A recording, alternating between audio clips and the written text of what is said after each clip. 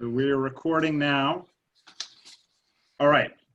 So tonight's goal, and if my eyes go kind of blank, it's because I'm looking back and forth at the Word document I have, is to figure out what information it is we want to gather from the public. And obviously that's going to bring up ideas about how we should ask for that information and what we should do to get it from them. And that's inevitable. But I'd like to try to keep tonight's discussion as much as we can to what it is we want to learn from people in order to establish the vision. I have a couple of ideas about how we go forward here. I think we can either, and see if anyone has a strong preference here, we can start sort of walking down the document I sent out as a template. Or if folks are interested in and feel comfortable doing something a bit less structured, I'm always interested in doing that too. But I don't know how you all feel about that. I don't want to sort of just open the reins and have people be silent or run in every direction. Does anyone have a preference about that? I like structure. Wade likes structure. Does anyone disagree? Okay, so then because the document that I originally created and that Sarah added some notes to might not be all encompassing, before I start walking down that, I want to ask anyone, are there broad categories and ideas you have that are missing from that? Not that could necessarily, like if you have ideas that would fall under categories that already exist, that's great, and we'll get to those as we march through the document. But is there anything that's missing from a broader perspective that you'd like me to add now? And just go ahead and talk, yeah. Oh. I'm wondering about something about the schooling in time of COVID and education. Okay, you're getting education yeah. category? Yeah, unless I missed where that. I'll add that in now. Okay. Okay. How about anything with climate change or natural environment or? There is an environmental category toward the bottom of that list. Okay, you're right.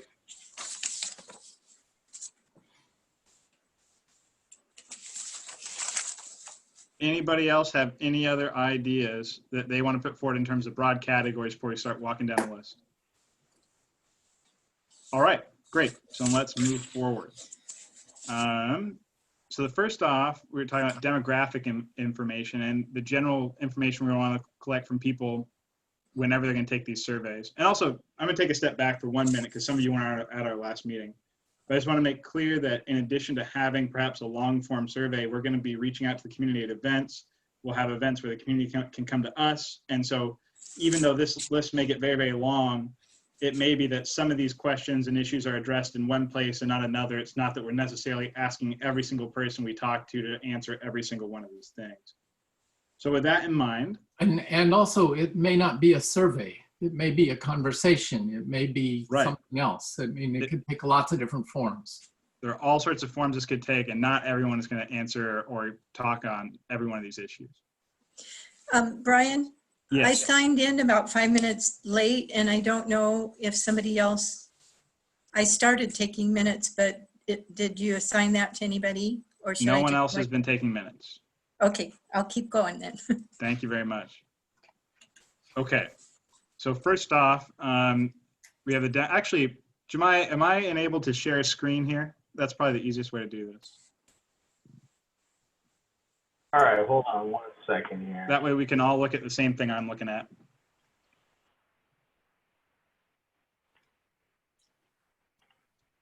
Are you just going to point to the document you sent us? Yeah, but then as I edit it, we can all look at it at the same time. So I made you the host, so you can go ahead and share screen now. All right, you all see what I'm seeing? Yo. See the demographic information? Yes. Okay. So let's start with that, because that's going to be our first category. What do we want to know about the people in terms of who they are? And you can see what we have already. Sarah mentioned in her feedback to me that not only whether they rent or own a home, but also do they have a stable home, or are they experiencing some form of houselessness? And so, hey, Brian, just a quick like housekeeping. Can you please switch the view to like single page, just so that way it's a little bit bigger? Yeah. Sure, I can do that. And one page is, right, yeah. Is that easier for And everybody? then need to make it a little bigger now too. Yeah. So, It's Sorry, mine I is- always have mine defaulted to have multiple pages up. gotcha. Let's see. The text is all blurred on my, oh, getting better, How about now? almost, Do I need to zoom in more?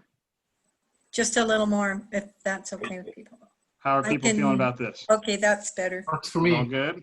Okay. Thank you. Yeah, thank you. So whether their situation's stable, Yeah, so that's another thing that Sarah added to it, that we shouldn't just assume necessarily they have stable housing, which I think is important to note, especially given when looking at the school district stats, the percentage of kids who at least are experiencing some form of homelessness. So other than the sorts of information that we have up here already, did any of you think of things that you'd like to learn in addition? I would like to maybe see if when we talk about where they live in Beaverton, if they can identify the neighborhood that they live in. We have Right. the whole big neighborhood program, and that might be an interesting whether what their attachment is to the neighborhood by being able to recognize that they are in a specific neighborhood. That's a good idea. Put that in there. Anyone Well, else have other ideas for the demographic information? Well, the only thing I would say about the NACs is a lot of people don't know what they are, so you'll probably want to make sure that you That's have fine. If they picture don't, of it, This so is they just a can- note so that we remember to add that in. But you're right. People don't Yeah. know the NACs and things like they that. don't know the name, but that is in itself is something the city might want to know. And I had a question. So when we're using demographic information, we will find the demographics of the people that we actually question, but that doesn't really tell us the demographics of Beaverton per se, No, because this won't no. be I think where this can be helpful, depending on how we end up with this data at the end point, is if we're seeing trends by age or gender or race or income levels, it can give us ideas about things. But does anyone have any other demographic information they'd like to add before we move forward? Would it be relevant here to ask what their perception is of what their neighborhood demographic is? Like, are they surrounded by people like them? Do they feel, is that relevant in this place or somewhere else? What do people think? Maybe that would fall under diversity Okay. category. So we can say that. Okay, so we'll hold on to that thought for a minute then. All right, so then we can always jump back, but I'm going to move forward then because I haven't heard anything else people want to add here. Yeah. All right, so then the next section is general information about the city. Hey, Brian, question. This is Charlie. Yeah.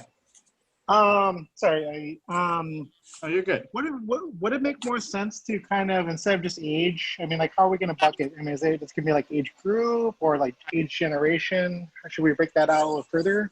I think that's a great idea. I think that's sort of the discussion we're going to have next week, where right now we're saying what information in general do we want? And then next week will be how do we get that? And so when we're talking about that, or next month, when we're talking about that, saying, do we want to have categories or a raw number? And that's something that we'll want to think about, but that's a good idea.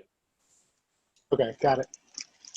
And Brian, one thing that we have never really asked about, Yeah.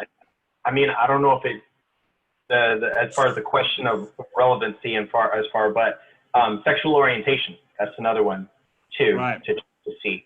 And then the other would be if you're looking at household, you have roommates and household members. Okay, cool. All right, thank you. Awesome, thank you. All right, anything else? All right, moving on to sort of general information about the city, the overarching questions before we get into specific topic areas. These are a few things that popped up on my mind. I think Sarah might have added one here too. What else do people want to learn? What do you think is going to be helpful? And Councilor Arnold, I want you to encourage you to jump in here too, as we mentioned earlier, with you actually being a policymaker and having been one for some time, thinking about what information would be helpful to you in making policies. I really like Okay. the question about that provokes them to think of where they've been before. I thought that was very smart to put that in there. I, I think that came from you, Wade, from last time. It was a good one. Oh, really? Yeah. I don't take credit for it. It wasn't me. It was you or Sarah or somebody else at the meeting last time. Yeah, that was not my idea. All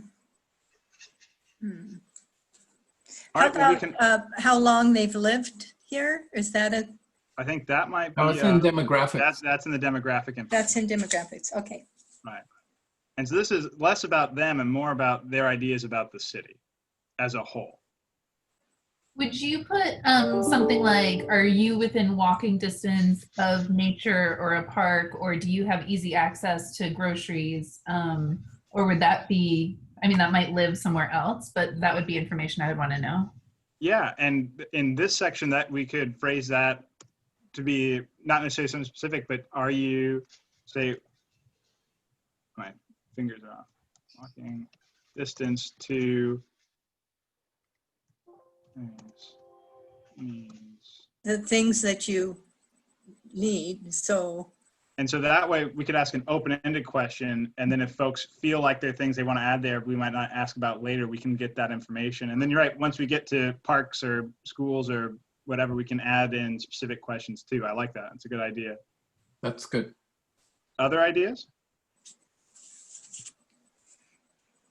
The only thing I might suggest, is this the order that it's going to be in, or would that be something that'll be refined later? This is just Okay. ideas. We're getting everything Gotcha. on paper so we can organize later. Okay. Yeah.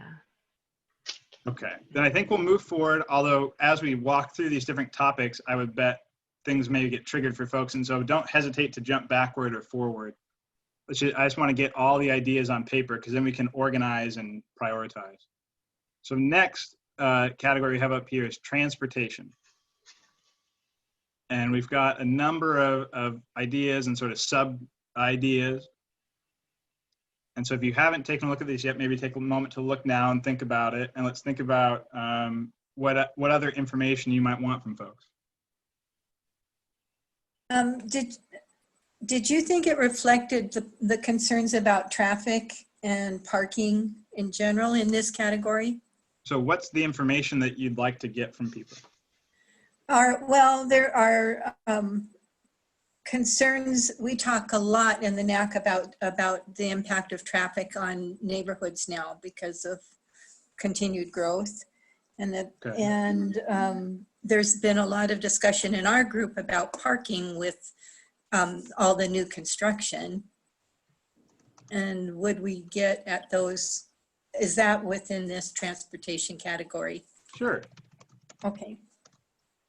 I know we don't have paid parking right now in the city, but it might be, and I don't necessarily want to promote that, but it might be interesting to say, like, if you had to have paid parking in the city, what would you want it to fund? Like, is there something important enough? Because I don't know. There's lots of things we want to do, but there's not always enough resources.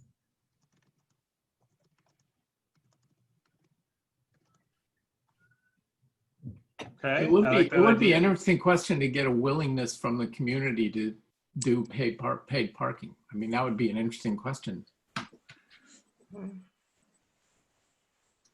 I was wondering if there's a distinction between commuting transportation versus recreational transportation. Is that distinction made somewhere?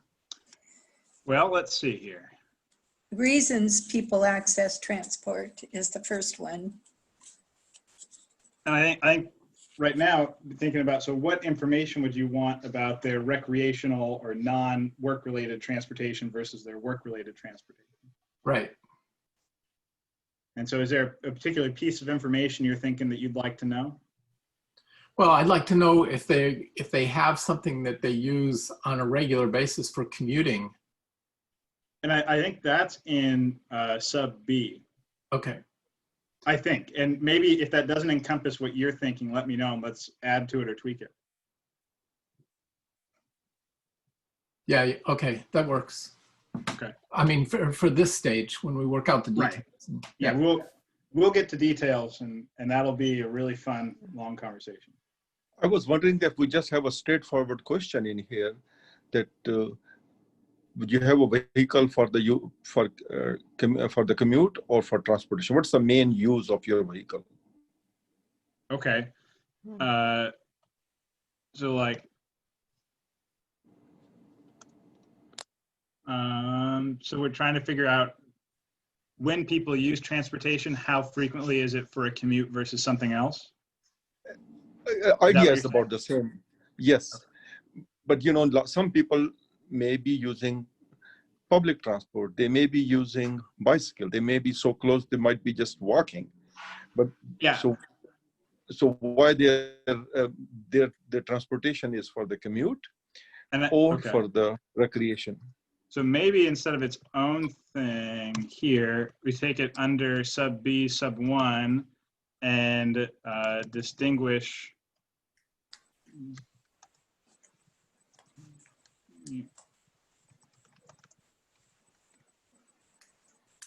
Does that get at the idea you have? Yeah, between versus commute versus leisure or, you know, And what about shopping? Yeah. Right. And I don't know if you picked up Jahmai's comment on in demographics, do you have the city of employment? Because that kind of informs how they're getting this. What was that again, Sarah? In the comments, Jahmai mentioned to put in I missed that in the comments. What city of employment? Okay. If there's a question about employment in general, but city of employment it gets to a lot of the why people travel. Yeah. Yeah. Mm-hmm.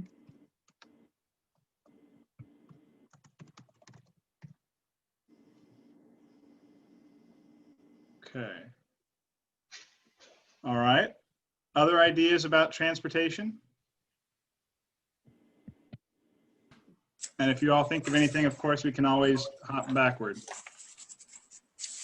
Okay, so then moving forward, we had, and this was sort of a broad category, came out at our last meeting, of community connectedness and livability. And that's pretty squishy. It can touch a lot of things. And so I'm really curious to hear what you all think are good bits of information we want to pull out of this category. I really like the community hub piece that was in here. That I don't know if we said it that way, but it really reflects kind of that topic of connectivity and attachment to your community.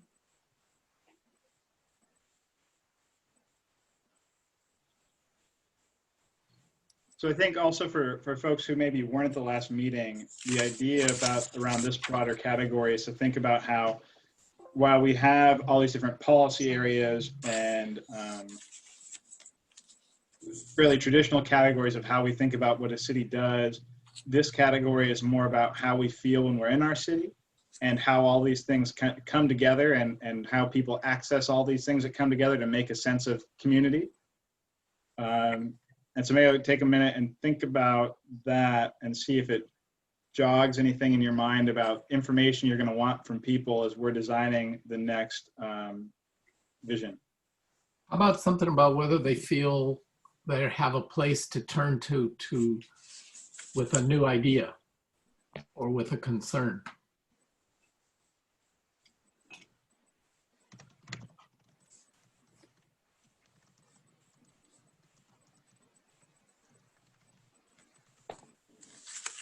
I'm wondering about just as simple as how do you meet people in your neighborhood or I like in your city? I'm going to broaden that, say the extent of neighborhood interactions on the individual level. That's pretty wordy, Brian. I think you need to put in meet new people. I like using, why use 3 words when 8 will do, right?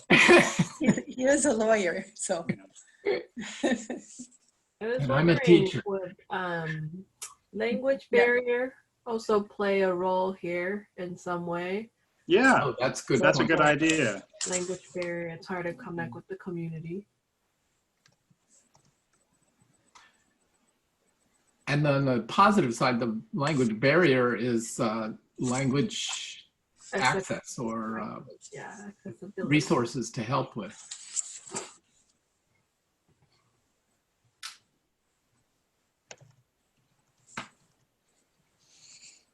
Feeling of welcoming from the city overall. Oh, that's good. Welcoming by the city and then also by their neighborhood. These are good ideas. I got kicked out for a minute, so I don't know if this is what somebody said on G, but I was thinking about, like, it would be really interesting to know what neighbors are doing with each other. Like, as I'm going out on walks, I see neighbors like watching a movie in the cul-de-sac, and I don't know, I just would be interested what people are doing in other neighborhoods. Oh, that's great. I like that. That would be a helpful piece of information for the NACs to know about. And maybe off of that, here. What about HOA? I mean, I'm not sure how many people actually meet people from HOA, but it is the first community that they might have since they, once they moved in.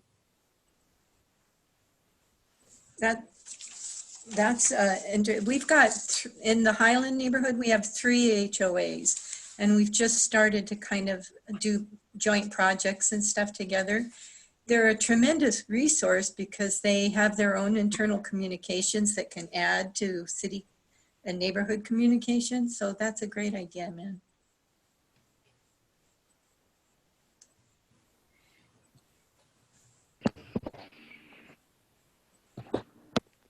Any other thoughts?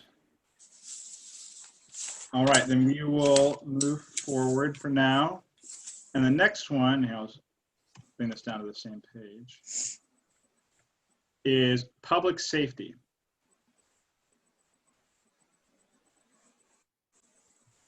On my document, it's diversity and equity. Oh, did I scroll past it? Oh, there, sorry about that. Diversity and equity is next.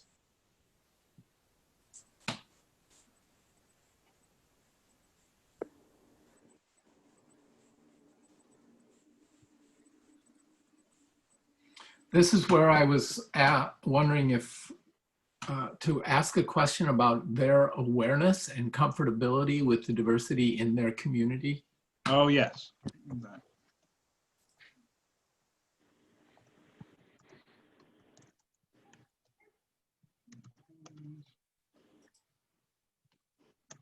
I don't have a question to phrase there exactly, but as I look over them, I'm seeing like resources, services, like, I guess I'm wondering if we can add in some language of like celebrating diversity, or, not just in terms of servicing. Yeah. So good. So are they aware of, are they involved in activities in the city and in the neighborhood, that kind of stuff?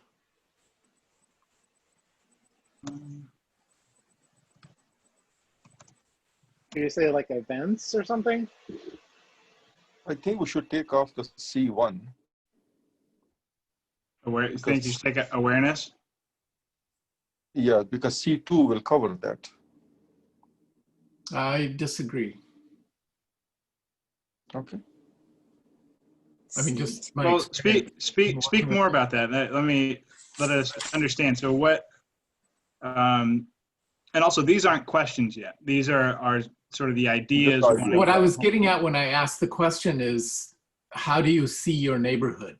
Do you see your neighborhood as filled with people from many different backgrounds? It's a perception question.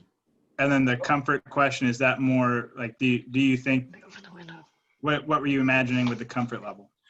Well, just from my experience, in other neighborhoods that one thing that I was not comfortable with was a monochromatic neighborhood. I mean, I intentionally went and looked for neighborhoods that were diverse. I mean, that's just my personal experience, but I think it's an interesting gauge when we're asking people how they feel about living in this city.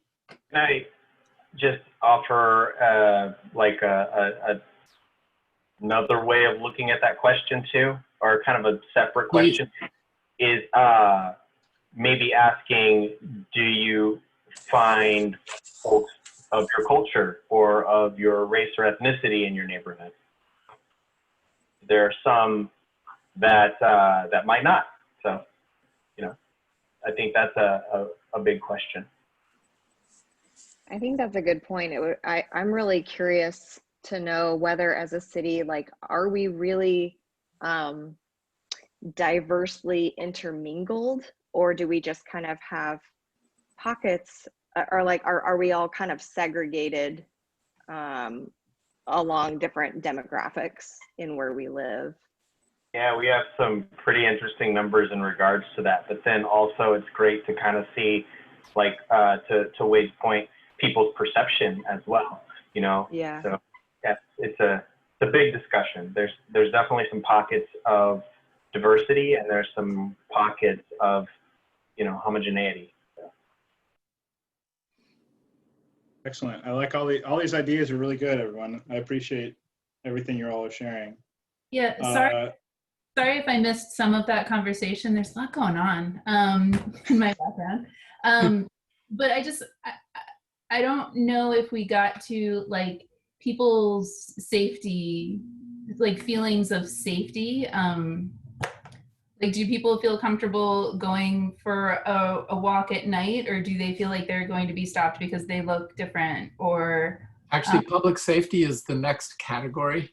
So, but to me, it's really, really important in when we're talking about DEI. Okay. I'm alone in that, but I mean, I think we're seeing people be shot pretty much like every day on the news right now, and are people worried about that in our community?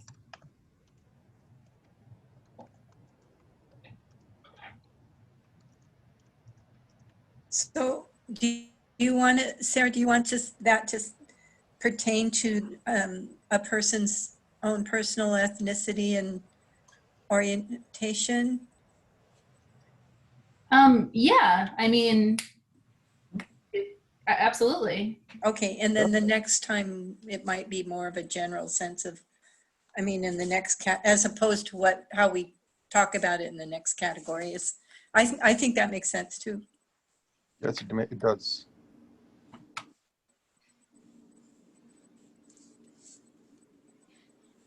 Other ideas?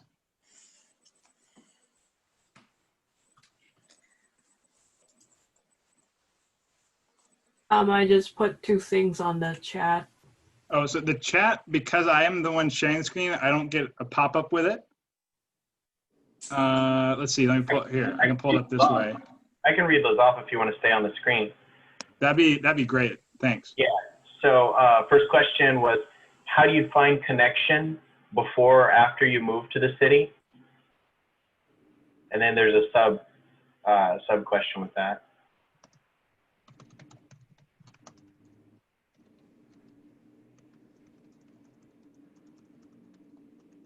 Okay. Especially if you have a specific ethnicity group or special interest groups that you're looking for.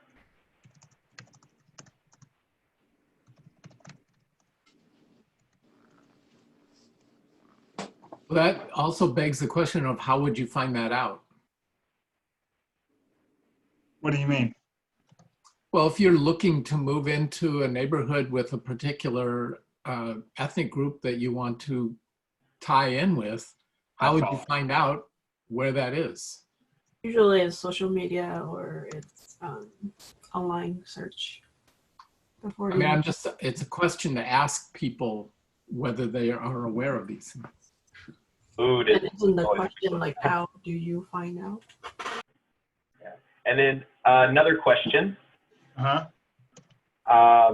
what are some things city or organizations can do to get you more involved in the city? That's a good question. Can get you more involved. In the city. Hmm. Meng, When we talk about city involvement, whoever made that note, what do you mean by city involvement? Like in community events or? No,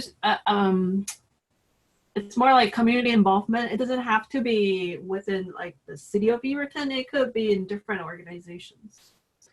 Okay. Okay, cool. Were there other notes that I missed? That's a really, that question is really relevant, I know, in the aging community where they talk a lot about loneliness. So I think it's good to bring that up here. Great. Okay, then unless there's anything else, we'll move forward to the next area, and obviously always free to jump back when you have ideas. All right, so next is public safety.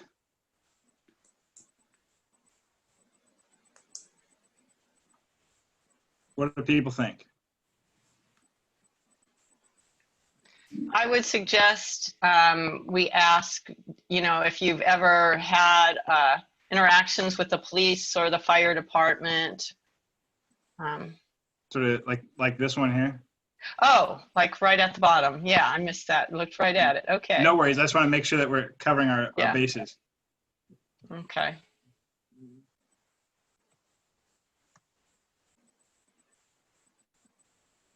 Maybe about their desire to know more about what the city is doing. I think that related. How do you mean? Someone brought up earlier about not knowing, and this also came up in our neighborhood association, that people are very, very busy.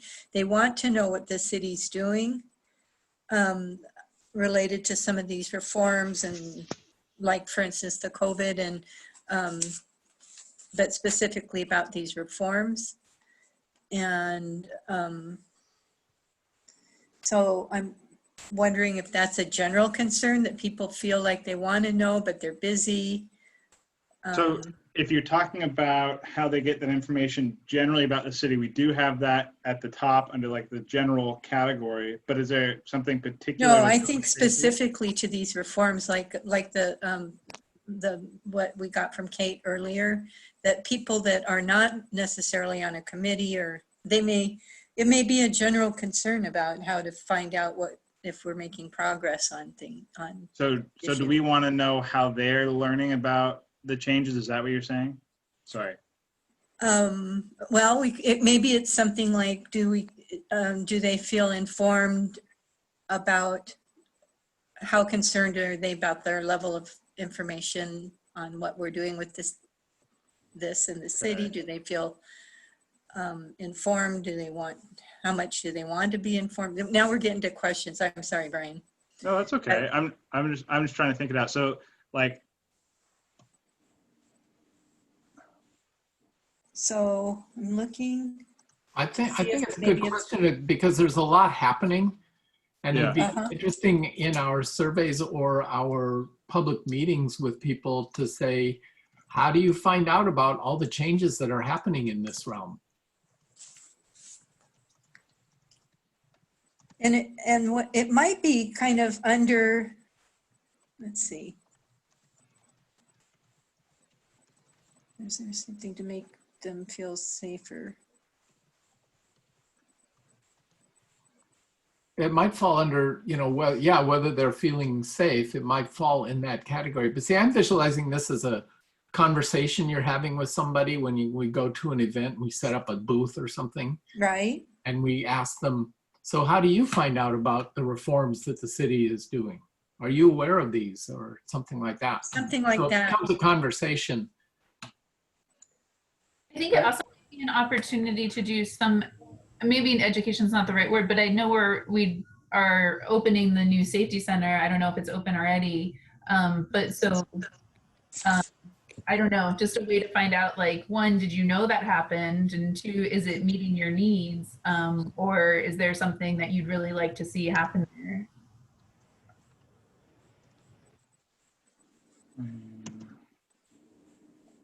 And what do you mean by meeting their needs?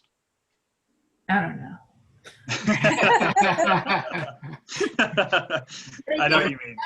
I was looking for it in the vision, and I was trying to see, like, was that one of the items that we said, or that people asked for and we delivered on? So, well, one of the things that, Sarah, maybe you're getting at is that we're trying to find out whether they feel like the city is being responsive to all these changes that are happening in the world of politics, etc. Is the city, I mean, it would be good as an interview question to say, how do you feel about whether the city is being responsive, whether the city is actually paying attention? oh yeah, I wasn't going in that direction this time. Okay. I was just more meaning, like, they said they're gonna have a community space. Do you find that that's a nice community space to have? Or, you know, do they have safety fairs for kids to teach them to ride bikes? I don't know. I don't even know.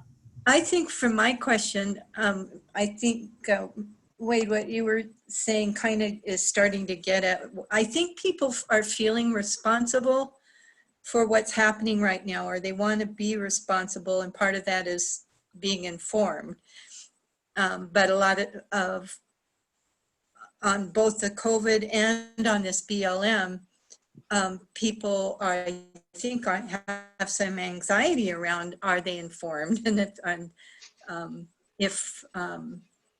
how much, you know, how easy that is for them to do, and can the city facilitate them being updated on these, aside from outreach meetings and things that can be difficult for a lot of people to attend. Kate, you remember when you were at the Highland NAC that came up? Mm-hmm.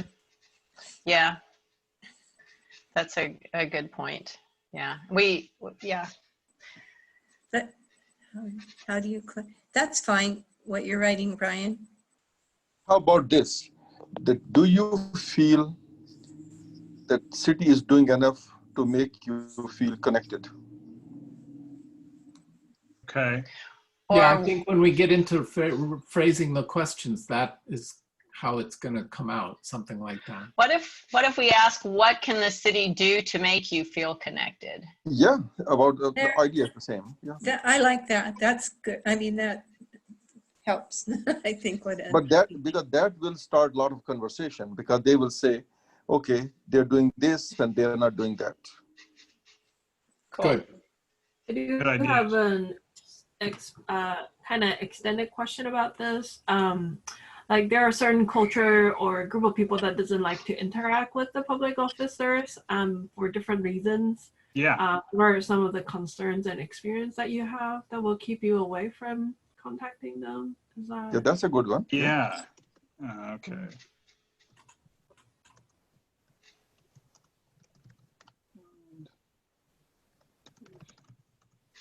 Now we're getting a lot of overlap in the different areas, because now we just hit a diversity question with a public safety question with a communication question. And I think that's good. So I think it's good too. My next steps here after this meeting, I'm going to look through this document and see where we can combine things, because what we're really looking for is information, right? It doesn't really matter what category it comes from. Right. But exactly. Information. And so once we finish here, I'm going to try to pare this down into something a bit easier to read that then we can use to develop questions and strategies going forward.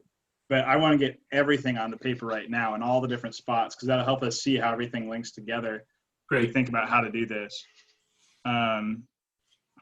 Concerned that would reduce the likelihood of interaction. And Meng, I'm sorry, what was the second thing after the concerns about why you wouldn't interact with, you know, BPD or TVFNR? I think I put down like concerns or experiences that they have had before.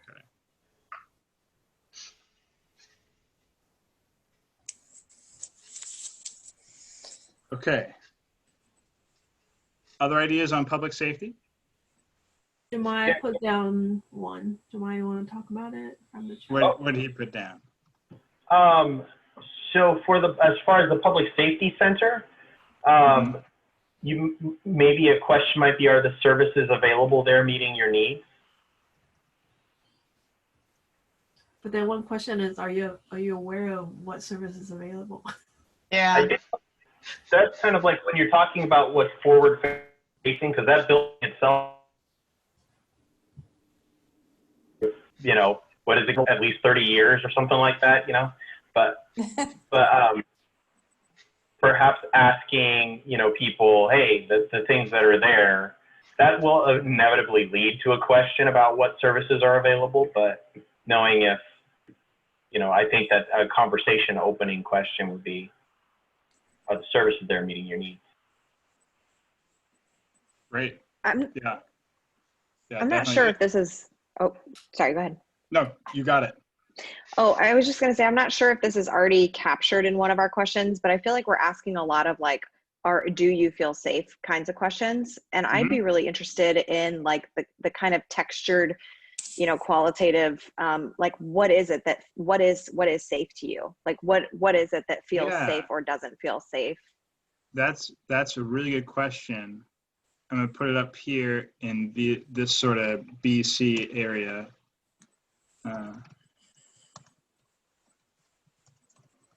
Yeah, I like that. I've heard one that's, who do you think of when you think of safety, or who comes to mind? Do we have that in here? Yeah, that's in another area. Let's see.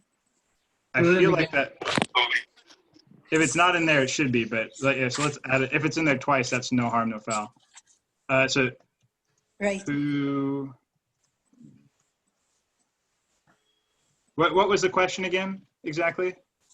Who do you go to for? Oh, go ahead, Wade. Say it again.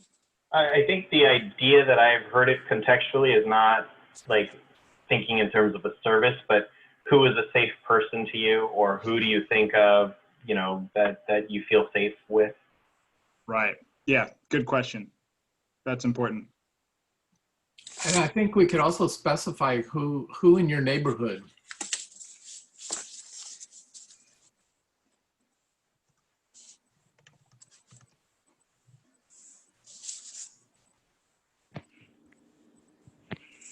Other public safety ideas? Well, I wonder if we could ask what they believe they're doing to contribute to a feeling of safety in the community. That's a good idea. Oh, I like that.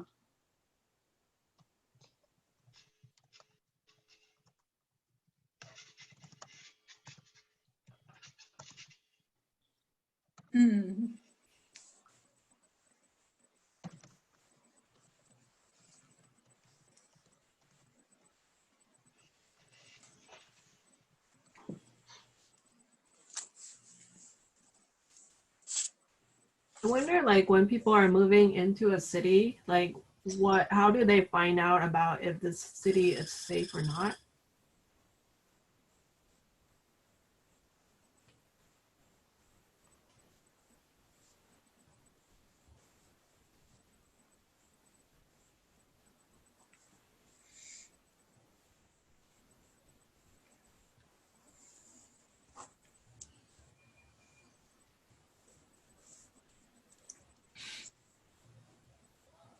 Other ideas?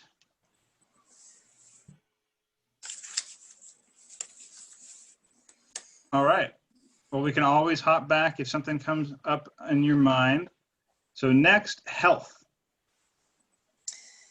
Well, and we've got sort of, I think it might be easy to keep this streamlined to think first COVID related, because that's probably on everyone's brain, and then non-COVID related ideas to sort of parse those out. So anyone have kind of COVID related ideas they want to throw up there?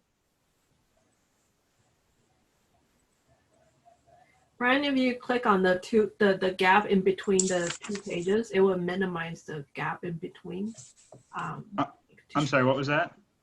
No, just saying when you double click, double click there, it makes it easier. Thanks. Good idea, thank you. Yeah, it's interesting because I know COVID is on our mind right now. but this plan looks out It looks out years. Well, yeah. years. And I'm hoping in 18 months or so this will all be over. So I mean, like, if we're talking about COVID, maybe it's just what vulnerabilities in your healthcare did COVID unearth or something, but not necessarily. I don't know what value it would do to get a lot of, I don't know. Yeah, it seems to me that where the vulnerability is in general is when something unexpected happens. Like you may have your health care and that sort of thing, but when your child's sick and what do you do? Or if you have an elderly person living with you and need someone to take care of them on an emergency basis, what happens? And so it's mostly, I mean, I believe there are healthcare access issues, but I also think that that in a community, your emergency responses, we would have people would call wondering if we had childcare at the hospital for when they came into labor, for instance, which to me showed kind of a lack of social support to help out when someone is having medical emergencies or just complicated medical situations. So, well, maybe we can distinguish, this is outside of the COVID thing, but maybe we can distinguish between different types of medical care. So where do you go, or what are you aware of is available to you on an emergency basis? Where do you go and what is available on an urgent care basis? You know, like not an emergency, but you know, if you've got a fever of 103 and you want to ask questions or go see somebody. And then where do you go for preventative care, for long-term kind of stuff? So maybe if we start distinguishing those, the more questions will come out. And then generally about mental health, some kind of a mental health question about, you know, some people that will be of top of mind for them immediately, and other people have not had to worry about that. But what sort of information under mental health would you want to gather? Well, what do you think would be important for people to know? If you had a family member that needed emergency mental health, what would you do, or what would you want to be able to experience? Well, you can have the same three separations: emergency mental health, and you've got preventative, what kind of therapy is available, counseling services.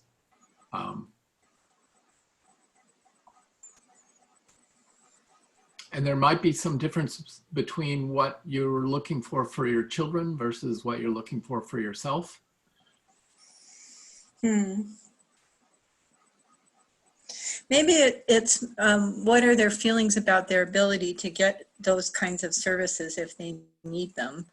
That's good. I think that's more of what if they have something and it's working for them, I think that's fine. But if it's not, then it becomes a concern, not just for that family, but I think sometimes for the community. Yeah, I wonder if this is an opportunity to expand our partners in a goal area too. I mean, I'm really trying to get to like, what gaps do we have for access in Beaverton? And like last year I was going through chemotherapy, and you don't have any rooms in Beaverton if you're under Kaiser for infusions. So I had to drive to North Portland every week. You know, like, wow. Like, why can't you have one in Beaverton? But that is a really good example of where I think we have gaps that we don't know that we have.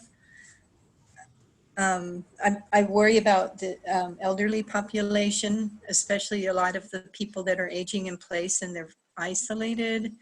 Those kind of services like you're talking about, Sarah, that really would be better if they could be provided in your own community. Mhm. Your own. But I mean, I know the city doesn't control that, so it's, you know, how do we partner? Yeah. I can say, as far as the question of this, you definitely bring up something about partners. Prior to, we had Kaiser come in some of the earlier sessions, but they weren't quite in a position to kind of be a partner at the time. But now their presence and footprint in Beaverton is much larger because they have the, you know, the area over off of not Canyon, Beaverton Hills. Western. Yes, yeah, exactly. Like right over off of Western. So definitely something to put you know, put a pin in for later when you talk partners. I think that's a good Sorry, plan. I'm jumping real quick. Charlie, do you have a hand raised to say something? I see an icon on your thing. I'm not sure if that's you trying to get into the conversation or not. No, sorry about that. That was an accident. Okay, no worries. Just wanted to make sure you weren't waiting and we were all talking, just not paying attention to you. Thanks, man. I appreciate it. Okay, all right. So then, sorry to interrupt. I just saw that hand up for a little while. I wanted to make sure we got to it. All right, so then we've got this information for health. What else? What are we missing? Under barriers, can we have some subcategories?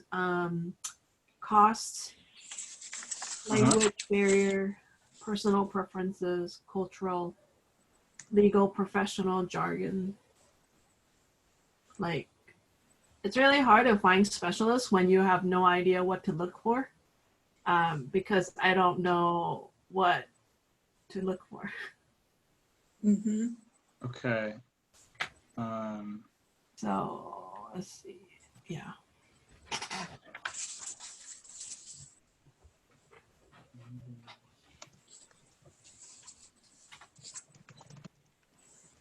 Does that sort of capture what you're talking about? Yeah. Okay.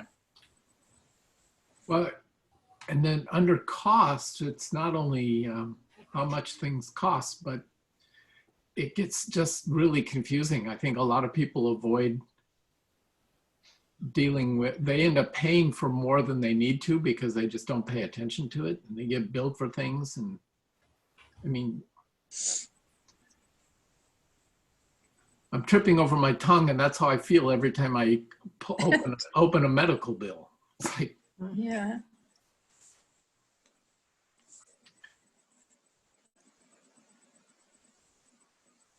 All right, I think what another else? thing is, like, you don't know how to work with the system. Like, a lot of people don't know you could actually negotiate the bills or ask for, you know, some discounts in some ways, if you're paying, or if you have hardship, or if you have, you don't have any insurance, just different things, and they don't really know. And with some culture, they don't even use the medical system. You know, they might go with an alternative medicine stuff too. So that might be another one. Alternative care. Alternative care.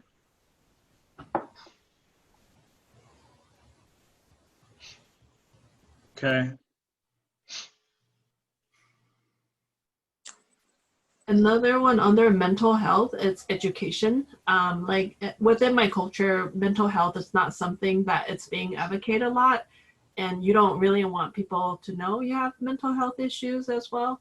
And so there's a variety of like cultural differences on how mental health is actually being seen.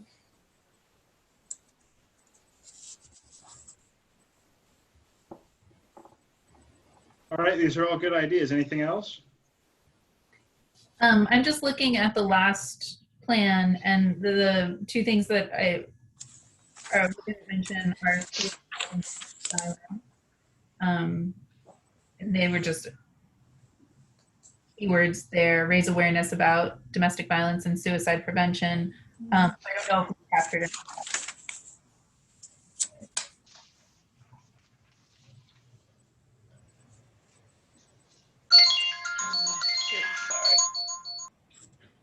And it also talks about community gardens and food banks.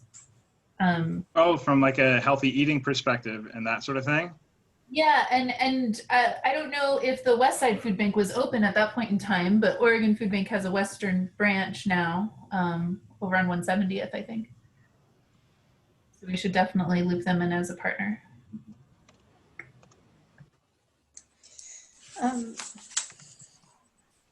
I had one more thing, and only because this is relates to some parameters that the state follows, and that has to do with immunization rates. Not enforcing people immunization, but just providing and monitoring immunizations. So what is it you want to know? You want to know whether they're immunized? Whether they've had difficulties obtaining well child care, for instance, and immunizations, and preventative type care. So, okay.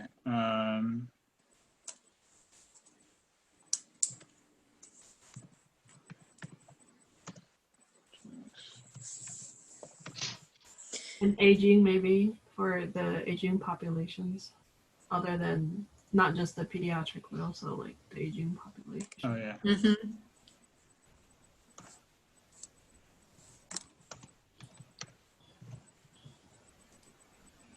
All right. There's a lot of good ideas there. Okay, there's this might be under mental health, but something about the autism spectrum, and I mean, maybe we get to that when we get to education, but at least with for services for children. Okay. Another one under mental health is, I know recently there was something related to like a death cafe discussion. You know, people are in different phases of life, and sometimes they need to have a group to talk about death, or either because of aging or sickness, or just overall the fear of death. I think there are probably a good range of support groups that might fall into these categories. And not just support groups, discussion groups. The library is doing things that would be relevant. Okay. All right, I think there's a lot of good ideas there. And I think we should, in the interest of time, press forward onto the next category. But one thing I'll suggest you all keep in your minds is that if there are other things that come to mind, email me. Email me as soon as you get the idea, and I will throw it into this, because probably a week and a half or so before our next meeting is when I'll try to condense all this into something that's more navigable, that we can use for the next step of our conversation. Cool. Brian, can I ask this conversation before we dive in? Yeah. So we talked last time about that at some point we'll get a consultant. So I just want to be clear, are we developing the questions? Because I thought we wanted to hand it over to someone who could develop them in kind of an unbiased way. No, you're right. I think so. Jahmai can speak more to that.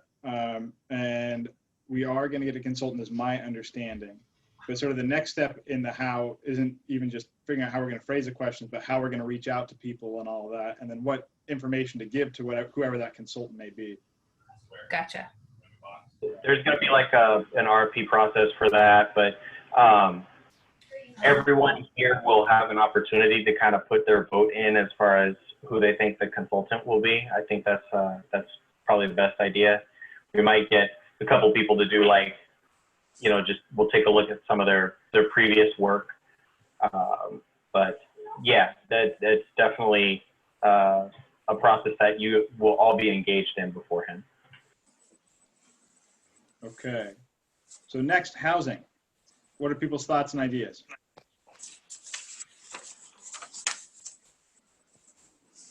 Huge. Yeah.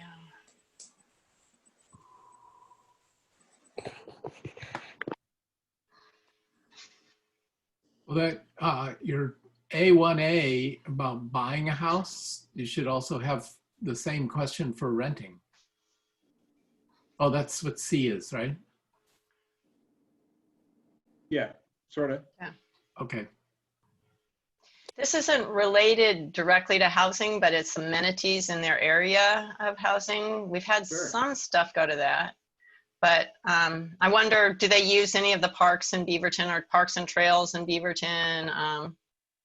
Are there, are there other things they would like to see near them?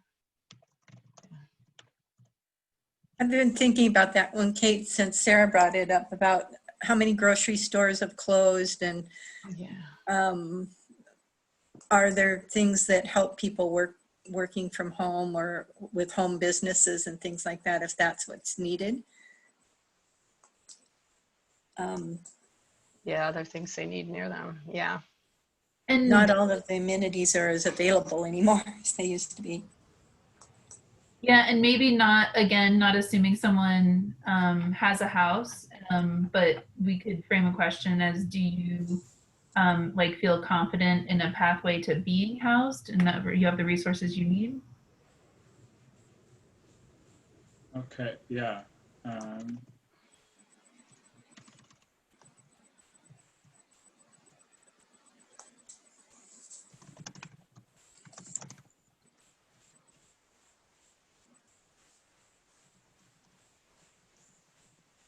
Does that get at what you're saying? Okay.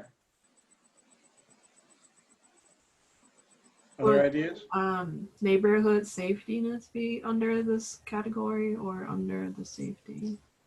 I think we already have it in the other place. Yeah, okay.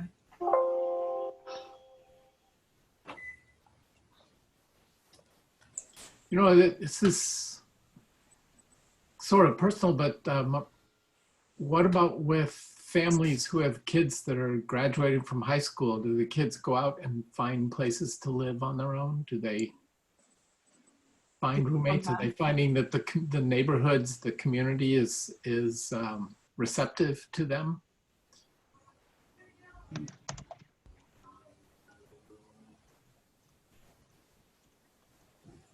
That sort of, is that kind of what you're driving at? Yeah. Okay. What about like multi-generational housing? So part of these questions were up in the original demographics. We're asking, who do you live with, and that sort of thing too. So I want to try to avoid some overlap as we go forward and think more in this section about like the way people relate to their housing as opposed to what perhaps their particular circumstance is. Hey, Brian, a couple things that have come up that I can see are probably going to be future questions in relation. Yeah. Hold on, before you change the subject, I want to respond to what Brian just said. I think what Meng is bringing up is how people relate to their house.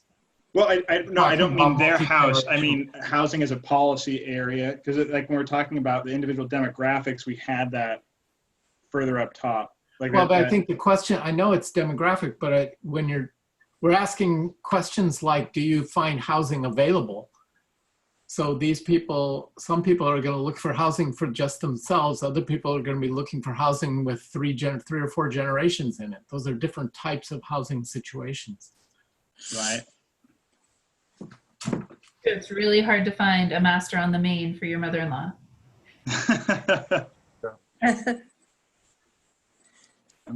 Jahmai, I'm sorry, what were you saying? Oh yeah, so just some issues that I've seen that have kind of come up. Housing stability in the sense of like preventing gentrification, and then also housing discrimination is another. I think those are kind of maybe tied a little bit together, but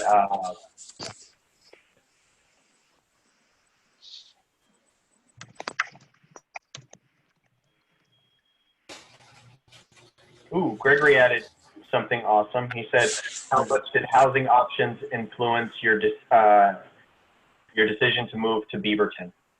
Okay. One thing that just came up, because when I was thinking of housing, some people move places because of the schools. So we might have a question in there about I don't know, did you move there because you have a good school, or are you happy with your school rating? But that made me think back to public safety and school safety. Like, are we doing enough to feel safe sending our kids to school outside of the COVID situation, but into like school shooting scenarios? Oh, interesting. Sorry.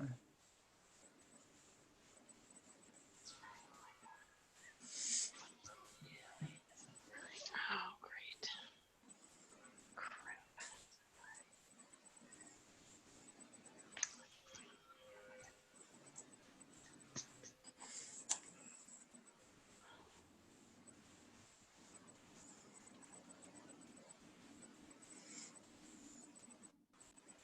It's a good idea.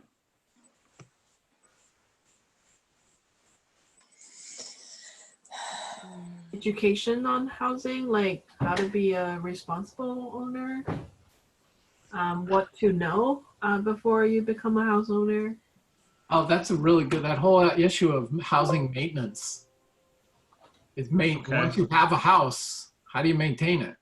Who do you call? What's the, Okay, I'm thinking Are you of how comfortable to with that? frame it. So like,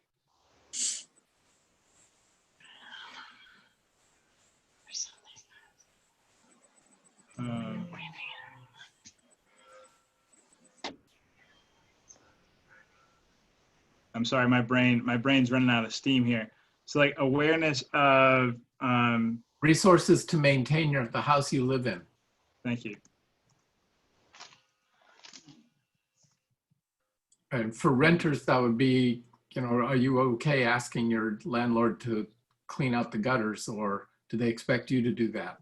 For homeowners, it becomes different issues. Are you comfortable climbing a ladder, or do you have a 17-year-old next door that will do it for you? And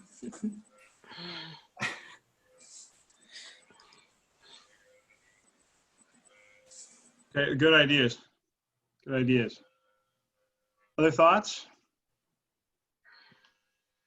All right, I'm gonna press forward then, sort of in the interest of time here.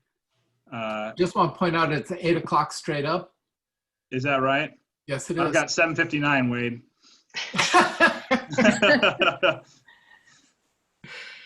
No All right, comment. so I want to be respectful of all of your time. So perhaps what I'd ask you to do then is in these remaining categories, and also in the other categories, and also if you have ideas of things we didn't even talk about that don't fit into these categories, email me. Got it. Just get it to me, and if it comes to you today, send it to me today. If it comes to you in 3.5 weeks, send it to me in 3.5 weeks. Because my goal for the next meeting is to have this, like I said, into some sort of document that's easier to work with.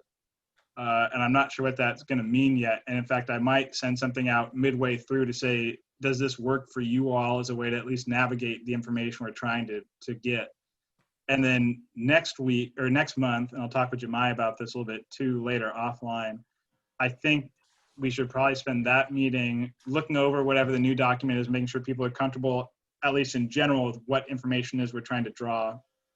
And then thinking about the ways in which we want to do outreach and where we should go to do outreach, what events we should have where people can come to us, what perhaps tech means should we be employing, whether it's having online surveys, use of social media, things like that. So keep that all in your minds, and thank you all very much. But before we go, does anyone have anything to share that we would normally share at the roundtable? Things you all are doing in your other groups you're involved in that you think we should all know about?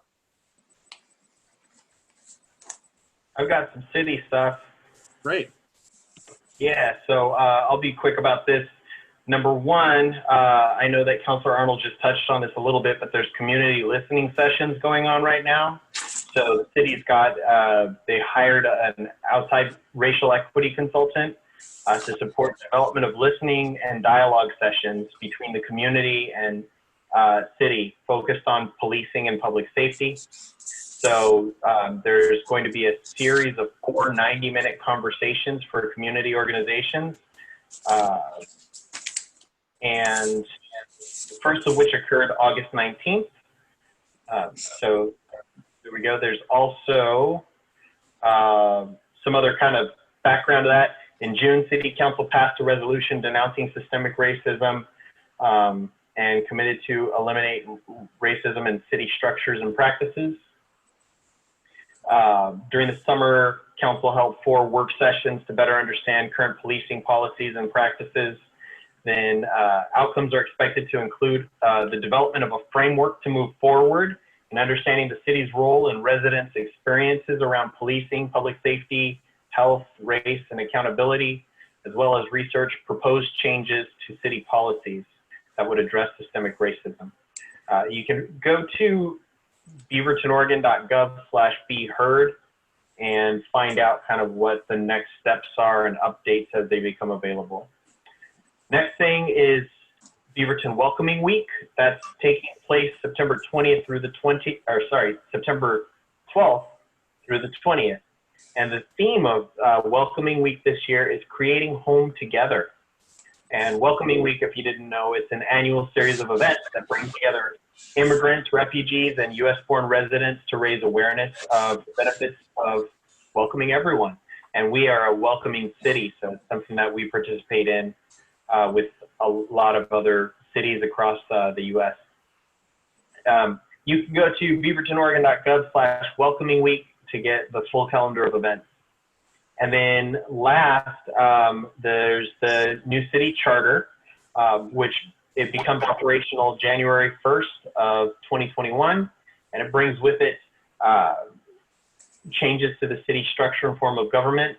So there's a series of activities that guide implementation that's currently underway, like preparations for the November 2020 election, which fills an open elected position, and also there's going to be community engagement to support a city manager recruitment. It's going to be happening later. And then we're going to choose to, we'll have an interim city manager start in the beginning in January, and then we'll probably hire not permanent, whatever the one that we envision. Probably it'll be some months over, I'm guessing by June. Thank you. Yeah, because I didn't know any of the dates for those, so thank you. Yeah. And then there's, Councilor Arnold, there's some of the changes to the charter that have already taken place, right? Like I think changing language. Well, the whole thing takes place, it takes effect 2021. Gotcha. So, but we are electing the new 6th position in November for January. That was a big change too, was that the mayor now has to vote. When I say has to, it's really funny. A lot of it's that, to me, it's important because you get to see how the mayor is voting for things. Normally the mayor only votes in case of a tie. So we added a 6th seat and added the mayor as always voting so that we have an odd number of people. So that's, yeah, that's already happening because the election will be in November. Cool. I think that's everything that I had as far as the city is concerned. Great. Anybody else has anything they want to share for the good of the order? I don't have that, but I want to verify attendance because I'm switching in late here. But Cameron, Cate, Yes. me, Sarah, Brian, Jahmai, Meng.